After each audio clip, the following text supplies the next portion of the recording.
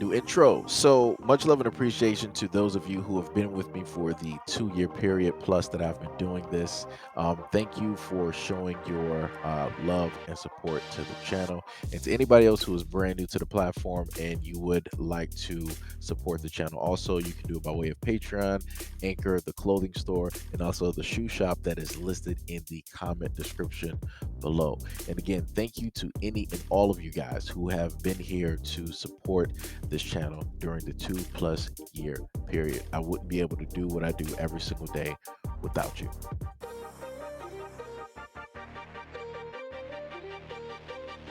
Remember, after I read a few pages directly after this, I want to know your feelings specifically and your understanding and your interpretation, right, of what it is that you were able to hear during the duration of the video. Most people do not readily associate Nat Turner, the heroic figure and slave insurrectionist, with the theme of auto cannibalism, self consumption, white male consumptive desires, or homoeroticism. These themes, however, strongly inform how Southampton, Virginia whites punished Turner and treated his corpse after his public lynching. In the 19th century, the white press throughout the country reported that Turner had sold his body for dissection and spent the money on ginger cakes. Many papers reported that Turner's feasted on the sweet ginger cakes before his own execution. This was an erroneous assertion, as slaves did not own themselves and therefore had no agency to barter and trade in their own flesh. More than anything, this ginger cake story reflected the psychology of whites who needed to convince themselves that black men such as Turner somehow consented to and were complicit in the social consumption. This linking of consent to black self consumption was a common idea that found its way into lynching ritual practices in the late 19th and the early 20th century. In 1934, White made Claude Neal, whom they lynched in Jackson County, Florida, eat his cutoff and James McGovern relates the details of Neal's lynching in Anatomy of Lynching.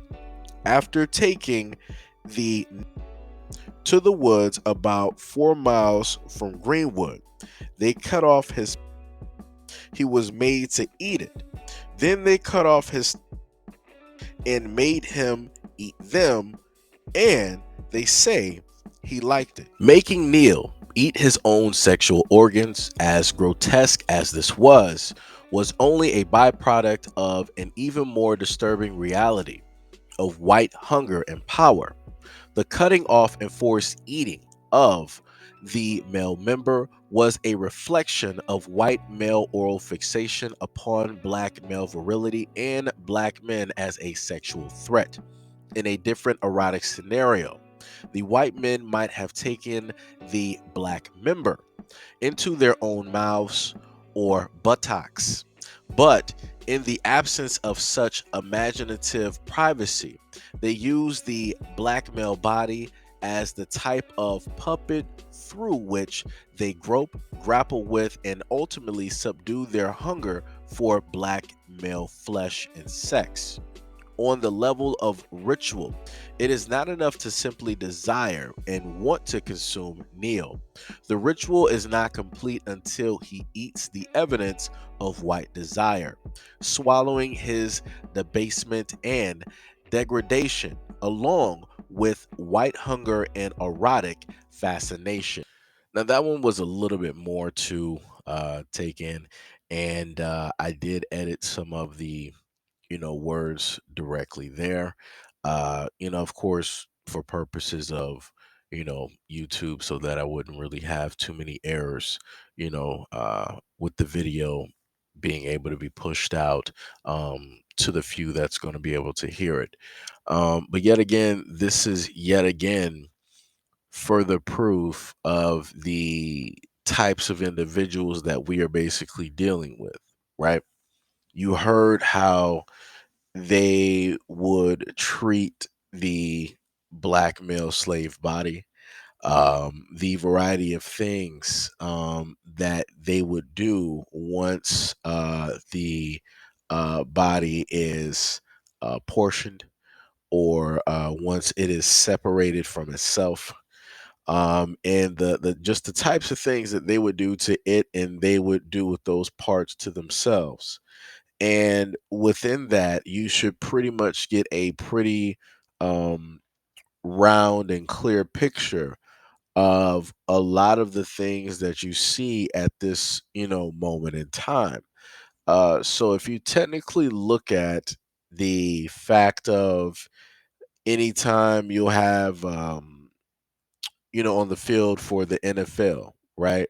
It's the same things that you would basically see. You would see a black man standing up, broad shoulders, muscular, strong guy, and they're sitting up there measuring him, right? They're measuring his height, they're measuring his wingspan, they're measuring how fast he can go, they're measuring, how far he can throw, what he can sit up there and catch. They're measuring his power and everything like that, right? That's the same thing that they would do at these auctions. That's the same exact way that they would treat the black slaves at the auctions. If you, in a sense, put that side by side, you can see a lot of those things, right? And then to put it into perspective again, if they want to humiliate, in a sense, or castrate a black man, they would do it in a variety of ways, right? They will, do it by, taking that masculinity directly from him by, taking him down in the street by way of the land overseers, aka the police.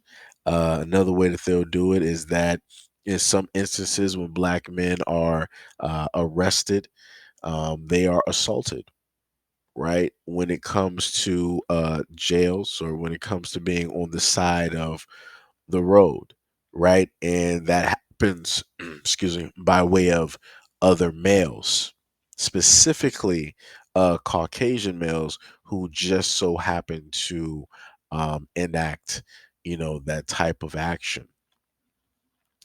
So, there's a variety of things that have transpired and that still transpire to this day. Like I said, let me know what you guys think, in your interpretation of everything that you were able to hear for roughly, I think I want to say about the good 6 or so minutes that I was reading directly from that chapter in the comment section below. And as always, peace, love, and stay tuned for the next video.